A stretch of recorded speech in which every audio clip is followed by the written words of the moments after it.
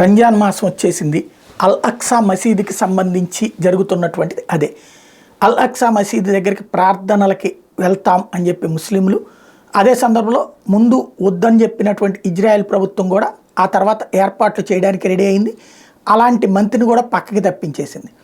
ఇప్పుడు అక్కడ రంజాన్ మాసం కాబట్టి అడ్డుకుంటే తీవ్ర పరిణామాలు ఎదురవుతాయి అంటూ ఒకవైపున హెచ్చరికలు జారీ చేస్తున్నారు హమాస్ తీవ్రవాదులు. మరొక వైపున అడ్డుకున్న వాళ్ళ మీద దాడి చేయండి, మీ వెనకాల మేము ఉంటాం అని కూడా చెప్తున్నారు.